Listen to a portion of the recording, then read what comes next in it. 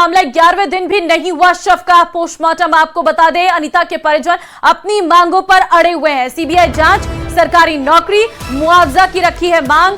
मामले में पर्दे के पीछे छिपे आरोपियों को सामने लाने की भी मांग है।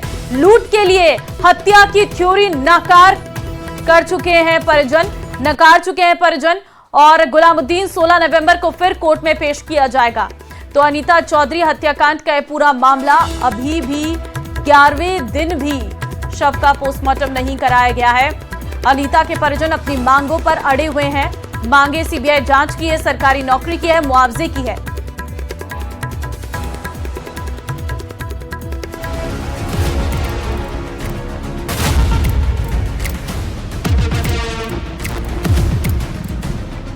शातिर किस्म का अपराधी है, जहर खुरानी की वारदातें भी इसने की है, तो इसे पता है कि क्या करना है क्या नहीं करना है। शिकंजे में अनीता का बेरहम हत्यारा, हत्या का राज उगलेगा खूनी गुलामुद्दीन, गिरफ्त में बेगम बादशाह और कितने गुनहगार।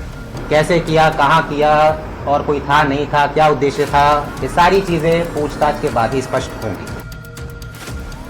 अनीता चौधरी हत्याकांड के 8 दिन बाद मुख्य आरोपी गुलामुद्दीन को मुंबई से पकड़ लिया गया। शुक्रवार रात पुलिस उसे जोधपुर लेकर आई। हत्यारा गुलामुद्दीन नेपाल भागने के फिराक में था। डीसीपी राजेश्वरी राज ने बताया कि हत्याकांड के बाद से पुलिस गुलामुद्दीन का पीछा कर रही थी। गुलामुद्दीन काफी शातिर अपराधी है। उसके खिलाफ पहले से जहर खुरानी सहित कई आपराधिक मामले दर्ज हैं। ऐसे में वह काफी शातिर तरीके से बचने की कोशिश कर रहा था। ये बहुत ही शातिर किस्म का अपराधी है। ये यहाँ से पहले गुजरात गया, वहाँ से फिर महाराष्ट्र गया। निरंतर हमारी टीम इसके पीछे लगी हुई थी और पिछले 8 दिनों के अथक प्रयास के बाद मैं कह सकता हूँ कि दिन रात एक करने के बाद जो यहाँ भी हमारी टीम थी, जो टेक्निकल टीम थी, साइबर सेल की टीम थी, उन लोगों ने भी दिन रात प्रयास किया और जो हमारी फील्ड में जो टीम थी उन लोगों ने भी दिन रात प्रयास किया। और इस अथक प्रयास के बाद फाइनली हम जो मुख्य आरोपी है इसको हमने दस्तयाब कर लिया है। अब इससे पूछताछ किया जाएगा और किस तरीके से घटना हुई, क्या हुआ, ये सारी चीज़ों का खुलासा अगले कुछ।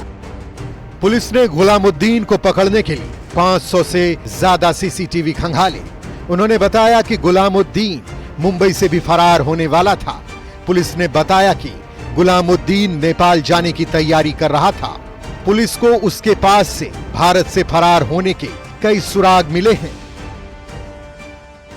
मुंबई सेंट्रल जो रेलवे स्टेशन है वहां से हमने इसे दस्तयाब किया है। जैसा मैंने बताया कि ये काफ़ी शातिर किस्म का अपराधी है। बिल्कुल अपना फ़ोन भी नहीं इस्तेमाल कर रहा था और अगर कभी कुछ इस्तेमाल हुआ तो भी हॉटस्पॉट का इस्तेमाल कर रहा था। सीसीटीवी से भी बच रहा था। करीब 400 से 500 सीसीटीवी फुटेज का हमने विश्लेषण किया है और निरंतर इसके पीछे टीम लगी रही और कल मुंबई सेंट्रल से इसे हमने दस्तयाबी किया है।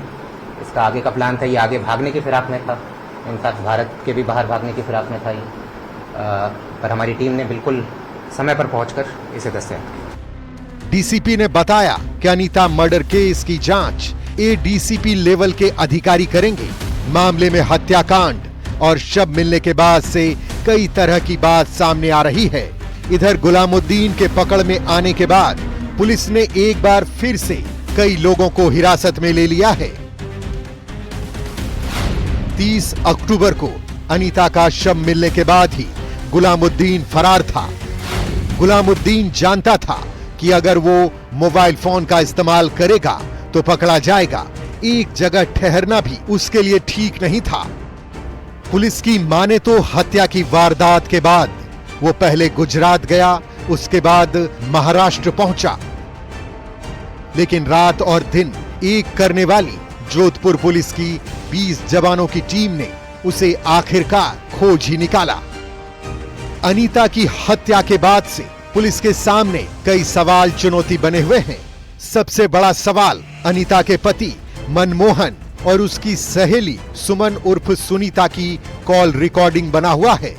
आरोपी गुलामुद्दीन शातिर है, उसको पकड़ने के लिए पुलिस को कड़ी मेहनत करनी पड़ी। जोधपुर के आसपास के इलाकों के अलावा गुजरात में भी टीमें भेजी गई।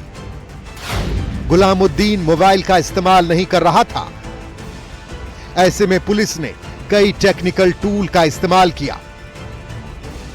500 से ज्यादा सीसीटीवी कैमरे खंगाले गए।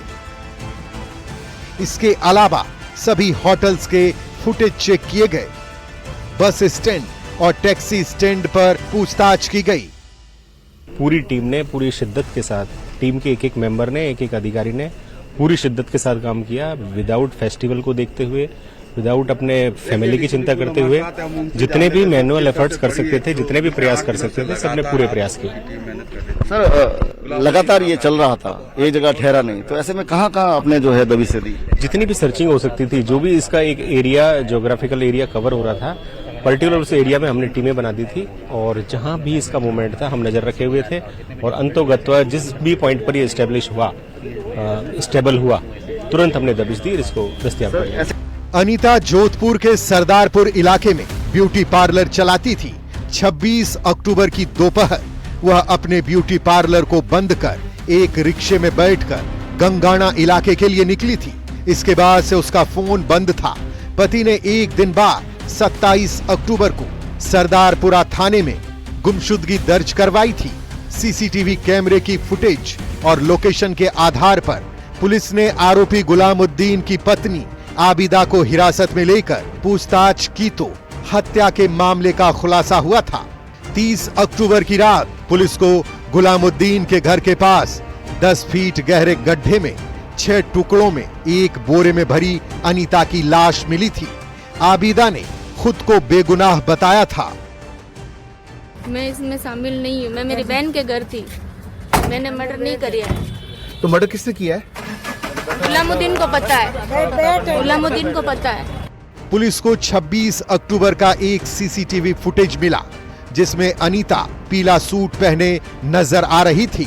अनीता अपने ब्यूटी पार्लर से निकलकर एक ऑटो में बैठकर जाती हुई नजर आ रही थी। पुलिस को 29 अक्टूबर का सीसीटीवी फुटेज भी मिला था।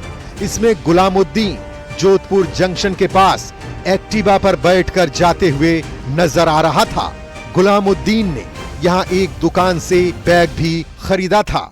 शुक्रवार को पुलिस गुलामुद्दीन की निशानदेही पर उसके घर पहुंची थी, जहां से कई अहम सबूत इकट्ठा किए गए थे। घटनास्थल निरीक्षण कंटिन्यूसली, जैसा कि हमारे को आदेश दिए जा रहे हैं और जैसा कि हम समझते भी हैं, इस तरह का घटना है, गंभीर अपराध है और जो मोडस ऑपरेंडी रही है इसके अंदर, उसके अंदर बार बार घटनास्थल का गहन निरीक्षण अति आवश्यक है।